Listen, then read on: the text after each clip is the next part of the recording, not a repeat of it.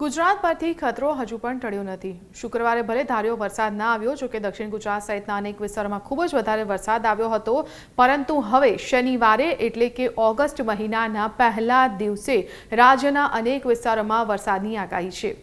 નમસ્કાર, ઝી 24 કલાકના digital platform પર આપનું સ્વાગત છે। આપની સાથે હું છું ફાલ્ગુની અને આપણે આજના હવામાનની પણ વાત કરી લઈએ તો આજ મેપ હું તમને બતાવી રહ્યું છું। લગભગ રાજ્યમાં આજના દિવસમાં સાર્વત્રિક વરસાદ દેખાઈ રહ્યો છે। આજ એટલે કે શનિવાર 1 ઓગસ્ટનો દિવસ છે, જ્યારે રાજ્યમાં સાર્વત્રિક વરસાદ દેખાઈ રહ્યો છે। આપણે દક્ષિણ ગુજરાતથી શરૂઆત કરીએ। વલસાડમાં વરસાદની શક્યતા છે, સુરતમાં વરસાદની શક્યતા છે।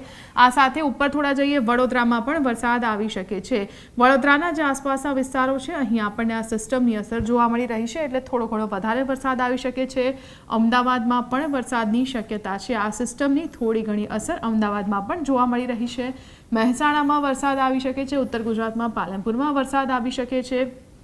અને હવે થોડા આ બાજુ આવીએ અને સિસ્ટમની જ્યાં સૌથી વધુ અસર જોવા મળી રહી છે, આપણે સૌરાષ્ટ્ર કચ્છ તરફ આવીએ તો આ જે વિસ્તાર છે, અહીં સિસ્ટમની ખૂબ જ વધારે અસર જોવા મળી રહી છે। ભાવનગરમાં સિસ્ટમની અસર થઈ ગઈ। અહીં આસપાસના જે બોટાદ સહિતના જિલ્લાઓ છે, ત્યાં પણ આ સિસ્ટમના કારણે વરસાદ પડી શકે છે। ખૂબ જ વધારે એવો વરસાદ પડી શકે છે। સુરેન્દ્રનગર છે, થાન છે, ત્યાં પણ વરસાદ પડી શકે છે। અને આ સિસ્ટમની જે અસર છે, જામનગર જિલ્લામાં પણ જોવા મળી શકે છે। અને સૌથી મહત્વનું, આ સિસ્ટમની અસર કચ્છમાં પણ જોવા મળી શકે છે, કારણ કે અત્યાર સુધીમાં કચ્છમાં લગભગ માનીએ તો 3 થી 5% જેટલો વરસાદ થયો છે, અને એટલા માટે કચ્છનો જે આ વિસ્તાર છે, ત્યાં વરસાદ થવો ખૂબ જ મહત્વપૂર્ણ છે। તો જે રીતે આ સિસ્ટમ આખી સક્રિય થઈ રહી છે, આજના દિવસમાં જોઈએ તો ખાસ કરીને સૌરાષ્ટ્રમાં વરસાદની વધારે આગાહી છે। વડોદરા અને આસપાસના જે મધ્ય ગુજરાતના કેટલાક વિસ્તારો છે, ત્યાં સારો એવો વરસાદ પડી શકે છે। અમદાવાદમાં પણ મધ્યમ જેટલો વરસાદ પડી શકે છે। અને આજના દિવસમાં આપણે થોડું આગળ જઈએ, બપોરના 1 વાગ્યાની વાત કરીએ તો અહીં સિસ્ટમ થોડી આપણને નબળી પડતી જોવા મળી રહી છે। આપણે જે તે પહેલાં જોયું હતું કે અહીં આ તમામ જે વિસ્તારો છે, તેમાં સિસ્ટમની અસર જોવા મળી રહી હતી, પરંતુ હવે આ સિસ્ટમ થોડી નબળી પડતી જોવા મળી રહી છે। જો કે તેની અસર વડોદરા સહિતના જે વિસ્તારો છે, એમાં તો આપણને વર્તાય જ રહી છે હજુ પણ એ સિસ્ટમની અસર। એટલે આજે આપણે વાત કરી રહ્યા છીએ વડોદરા અને આજે ભાવનગર અને સુરેન્દ્રનગર, આટલા જે વિસ્તારો છે, એમાં સિસ્ટમની થોડી ઘણી અસર વર્તાઈ રહી છે, અને એટલા જ માટે અહીં મધ્યમથી ભારે વરસાદ કદાચ પડી શકે છે।